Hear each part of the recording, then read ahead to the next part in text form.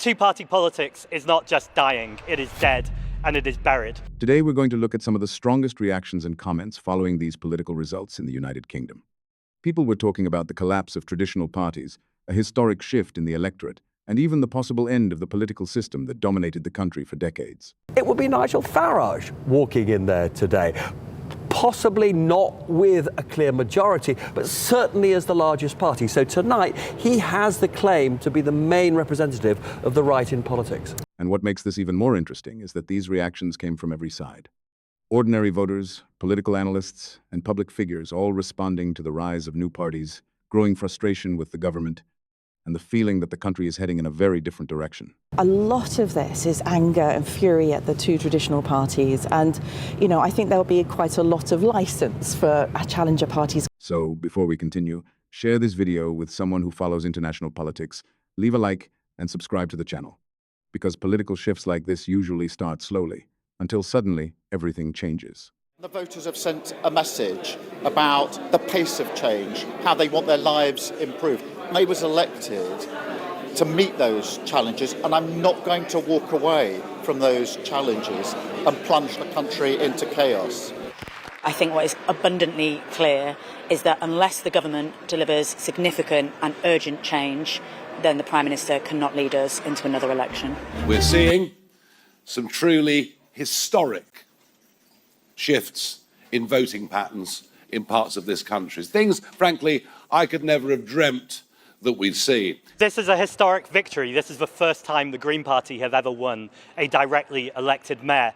And two-party politics is not just dying, it is dead, and it is buried. We will be the largest party by an enormous margin. I don't yet know the full results, but we're in an incredibly strong position. The Conservatives are coming back. I promised to renew this party. I said that we were going to rebuild after our worst defeat ever, and we can see those signs of renewal. Both the Conservatives and Labour need to smell the coffee.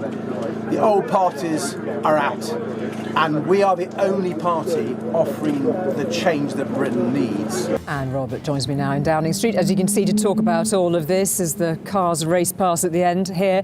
Now, as the Prime Minister said himself, there was no sugarcoating this result. I mean, you can say that again. It was also an historic night, wasn't it? Yeah, I think so. I mean, look, last night you and I talked about how these elections could be the most consequential of any elections outside of a general election of our lifetimes, and I think that was a reasonable judgment. I mean, even though we had expected Labour to lose in Wales, the fact of it happening is extraordinary.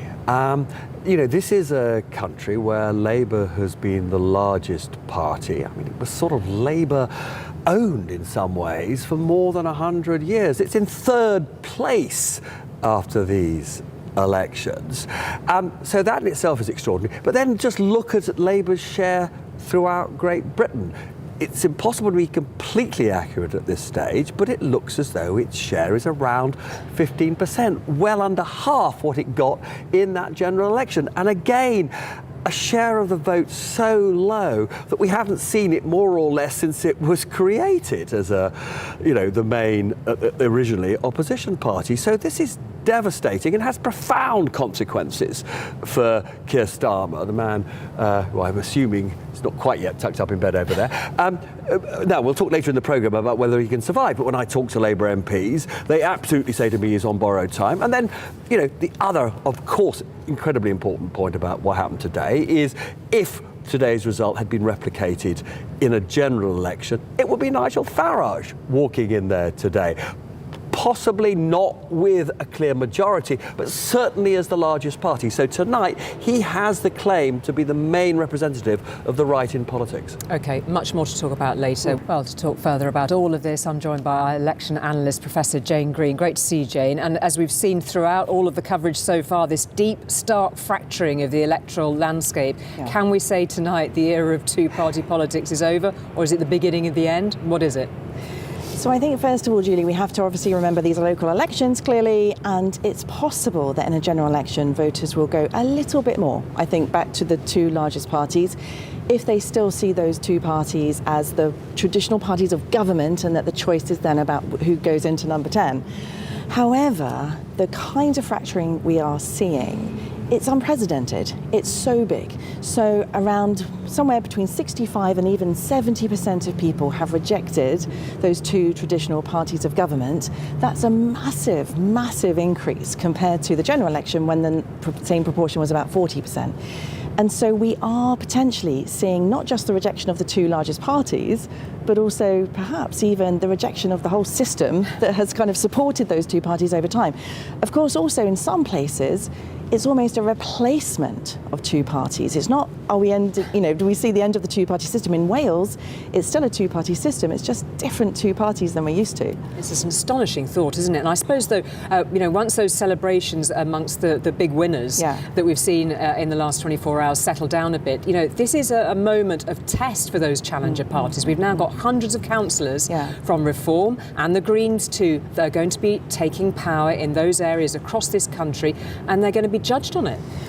Yes, I think so. I think, one of the things to kind of bear in mind is that a lot of this is anger and fury at the two traditional parties. And, I think there'll be quite a lot of licence for challenger parties coming in. I'm not sure that people are always voting for them because they think, you're going to run my local council really well. I think there's a lot more going on than that.